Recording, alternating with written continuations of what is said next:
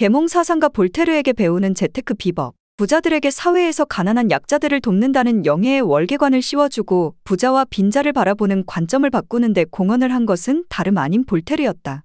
계몽 사상가로 유명한 볼테르는 부유한 권력층의 후원 없이 저술만으로 독립적인 전업작가 생활을 할 수 있었던 서양 역사상 최초의 인물이었다. 볼테르는 당시의 사회체계를 불신했지만 오랜 저술 생활 동안 그가 매달린 주제들은 놀랍게도 어떤 일관성을 지니고 있었다. 볼테르는 행복의 추구, 사적 자유의 확대, 법에 의한 통치를 지지했다. 그는 신앙의 비이성적 요구에 맞서 자연과학적 방법에 기초한 이성의 사용을 주창했다. 이 그림은 18세기 볼테르가 자신의 저술, 책, 과학기구들 사이에 자신감 있게 서 있는 모습을 중심으로 그려졌습니다. 볼테르는 두 가지 주제를 대중화했다는 점에서 근대 유럽 정신사의 한 획을 그었다. 첫째는 시장을 통한 부의 추구 및 획득을 정치적으로 합리화한 것. 둘째는 부의 소비를 도덕적으로 합리화한 것이 그것이다. 볼테르는 철학서간이나 훗날 나온 철학사전에서 시장을 옹호했다. 그러나 이는 경제보다는 정치적 고려에서 나온 것이었다. 시장 활동이 가치 있는 까닭은 사회를 부유하게 만들어서가 아니었다. 볼테르는 이기주의에 기초한 이윤추구 행위가 다른 행동, 예를 들어 종교적인 열정보다 덜 위험하기 때문에 가치 있다고 주장한 것이다. 이 작품은 시장을 통한 부의 추구와 획득, 그리고 부의 소비를 도덕적으로 합리화한 볼테르의 주장을 반영하는 18세기 활기찬 시장 장면을 배경으로 합니다. 전경에는 볼테르가 다른 지식인들과 상인들과 열띤 토론을 벌이며 개인적 이득뿐만 아니라 종교적 열정보다 더 안전한 대안으로 시장 활동의 가치를 옹호하는 모습이 그려져 있습니다. 그는 종교적 열정이 모든 반목과 불화의 원인이라며 신앙심이 약할 땐 그저 타인에 대한 권리침해 정도로 그칠 수 있지만 그것이 광적일 경우 종교 전쟁을 낳는다고 역설했다. 볼테르가 보기에 신앙의 차이란 하찮은 것이었다. 볼테르가 보기에 다양한 종교는 관용의 보탬이 되었다. 만약 영국에 종교가 하나밖에 없었다면 포갑적 지배의 위험이 따랐을 것이다. 만약 종교가 두 개 있었다면 서로 죽이려고 했을 것이다. 그러나 영국엔 세 개의 종교가 있다. 영국인들은 지금 평화롭게 행복하게 살고 있다. 볼테르에 따르면 종교적 열정은 인간을 사납고 위험한 존재로 만든다. 기독교 및 고대 시민 정통과 달리 볼테르는 사회 평화가 이데올로기적 명령이 아니라 이기주의에 의해 가능하다고 확신했다. 볼테르는 증권거래소 묘사를 통해 인간을 온순하게 만드는 것은 경제적 이익 추구임을 보여주었다. 이 그림은 다양한 종교적 배경을 가진 사람들이 조화롭게 상호작용하며 경제적 이익 추구가 커뮤니티를 통합하고 평화를 촉진하는 방식을 상징적으로 표현하고 있습니다. 볼테르는 오늘날의 기준으로 평가해도 돈벌기에 관한 한 타의 추종을 불허한 달인이었다. 작가가 혼자 힘으로 생계를 꾸려갈 수 있는 이런저런 방법이란 무엇일까? 호기심 많고 인습을 거부하여 오만한 정신의 소유자였던 볼테르는 글쓰기뿐 아니라 재산을 축적하는 과정에서도 이 같은 면을 보여주었다. 경제의 최신 흐름을 쫓았던 볼테르는 안 해본 일이 드물었다. 왕실의 후원받기, 책 팔기, 국제 곡물시장 거래, 대부업, 부동산 개발, 주식 투기 등 볼테르는 돈을 벌기 위해 온갖 수단을 강구했다. 볼테르의 돈 모으기는 글쓰기처럼 허용 범위의 끝까지 밀어붙인 것이었다. 이 그림은 볼테르가 돈을 벌기 위해 사용한 다양한 방법들을 여러 부분으로 나누어 보여주고 있습니다. 당시 생계유지 및 재산 형성의 한 방법은 부유한 세력가의 후원을 받는 일이었다. 그리고 군주만큼 돈 많고 권력 있는 자는 없다. 볼테르는 항상 왕실과 관계를 돈독히 하려고 노력했다. 볼테르는 영국에 머무르기 전 프랑스 왕실의 후원을 받았으며 1727년 초에는 영국 왕의 초청을 받았다. 볼테르는 철학 서간 영어판을 여왕에게 헌정했는데 그 두 번째 서간에서 여왕을 왕좌의 유쾌한 철학자라 칭송했다. 물론 편지는 여왕의 후원을 찬양하는 내용으로 이루어져 있다. 출판 또한 하나의 방법이 될 수 있었다. 구독 예약이나 판매상을 통해 책을 유통시키고 이윤을 남기는 행위는 보다 근대적인 돈 모으기 방법이라 할 수 있었다. 자신의 조국 프랑스에서 추방되어 영국에 정착하게 된 볼테르는 영국을 떠날 무렵 상당한 부자가 되어 있었다. 그 수입의 일부는 자신의 시집 앙리아드 판매에서 온 것이었지만 대부분은 주식 투기에서 발생했다. 볼테르의 사업 파트너인 상인들은 비밀스런 투기 행위에 의심스런 눈초리를 보냈다. 영국에서 볼테르를 알게 된 사람들은 볼테르가 은행권을 위조하고 계약을 멋대로 변경하며 빚을 떼어먹는다고 비난했다. 이처럼 볼테르는 사방에 적을 만들었고 위법 행위를 너무 많이 저질러 또 영국을 떠날 수밖에 없었다. 볼테르는 20년 후 같은 이유로 프리드리히 2세의 궁정을 떠난다. 볼테르는 동업자, 심지어 연인으로부터도 탐욕스럽다는 말을 들었다. 이 그림은 그의 주식 투기와 앙리아드 판매로 얻은 부를 상징하는 돈, 문서, 주식 증서가 쌓인 화려하면서도 어두운 방에서 볼테르를 중심으로 펼쳐집니다. 볼테르는 군주와 상인이 결합된 제도를 통해 처음으로 큰돈을 벌었다. 바로 국가에서 발행한 복권이었다. 18세기 당시 정부들은 국가 부채를 메우기 위한 방안으로 복권을 발행했다. 복권보다 더 투기적인 것은 없었다. 복권 당첨은 순전히 우연에 좌우되었기 때문이다. 볼테르는 당첨 가능성을 미리 치밀하게 계산하여 한미천 잡은 사람이었다. 당시 프랑스 정부는 공채를 발행, 부채를 충당했다. 빚을 감추기 위해 정부는 파리 시청 명의로 채권을 발행했는데 볼테르는 영국으로 떠나기 전 이 공채를 매입했다. 1728년 볼테르가 프랑스로 돌아왔을 때 정부 재정 위기로 공채 가치는 하락한 상태였다. 신뢰 회복을 위해 정부는 공채를 갖고 있는 사람에게만 매달 복권을 판매하겠다고 했고 복권은 공채 소유자에 한해 1프랑에 팔렸다. 1000프랑어치 공채를 소유한 사람은 각 분야별로 복권을 한 장씩 살 수 있었다. 월 당첨금 60만 프랑 대부분은 국고에서 나왔다. 볼테르는 유명한 수학자 샤를 드라 콩다민과 공동 작전을 폈다. 콩다민은 각 분야별로 모든 복권을 사려면 돈이 얼마나 필요한지 계산했다. 두 사람은 연합해서 특정 분야의 복권을 모두 다 매입했고 당첨되면 돈을 나눠 가졌다. 1727년부터 1730년 사이에 볼테르와 콩다민은 700만 프랑을 벌어들였다. 그중 볼테르의 몫은 50만 프랑이었다. 몇 달 후 볼테르는 로렌 지방의 공채가 발행되었을 때 빈틈을 노려 또 한 번 싹쓸이했다.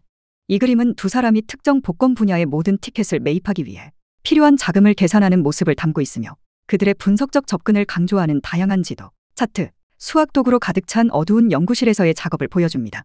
당시 국가는 군대 양성을 위해 더 많은 자금을 필요로 했다.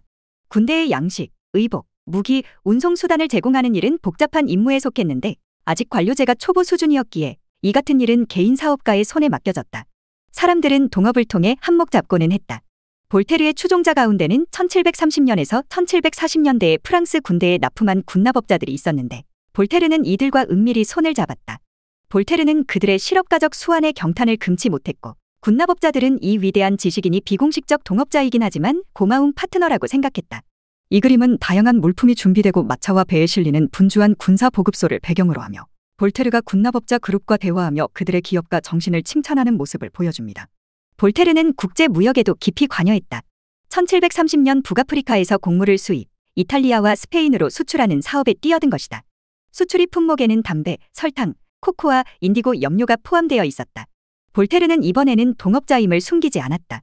그는 가격, 시장, 자금에 대한 정보를 끊임없이 입수했다. 무역에서 성공하겠다는 욕망에 사로잡혀 있었던 것이다.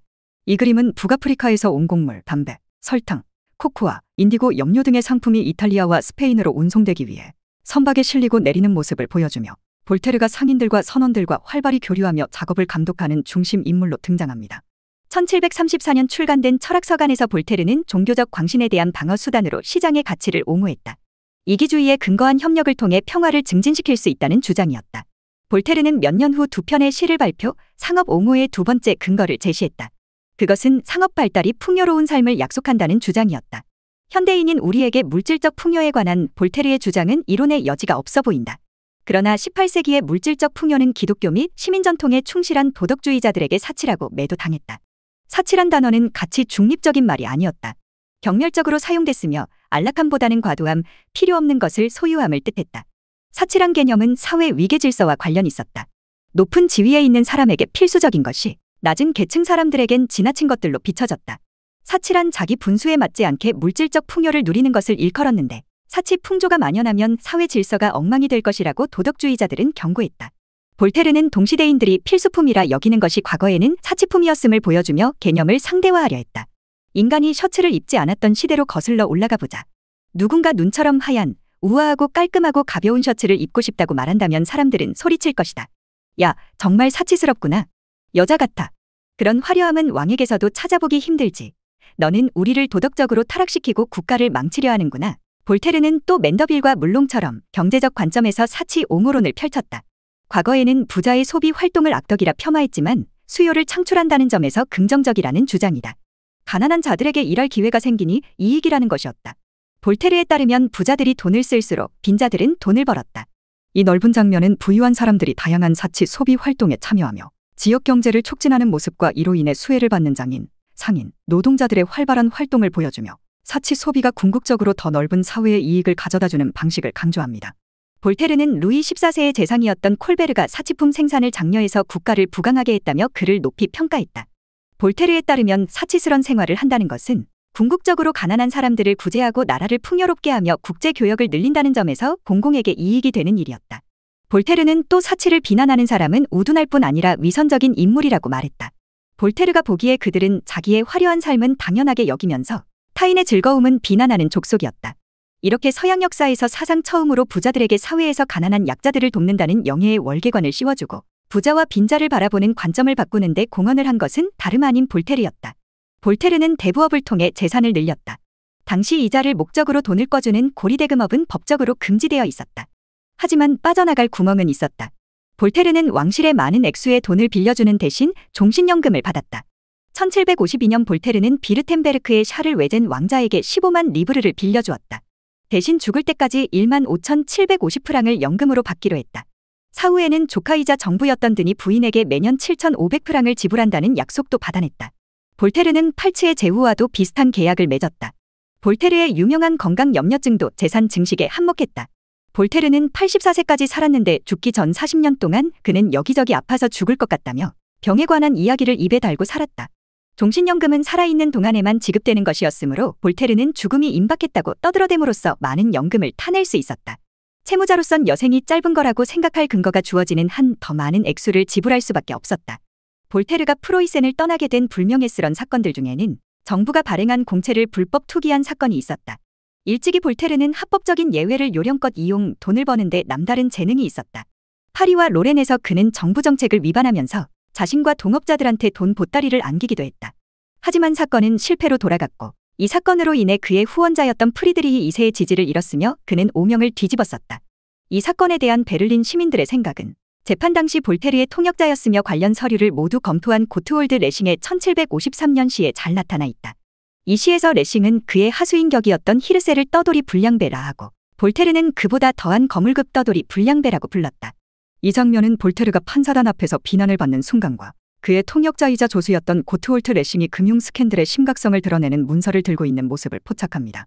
볼테르는 기독교가 상업 활동을 부정하는 이유이기도 한 두 가지 부정적인 특질 때문에 계속 비난을 받았다.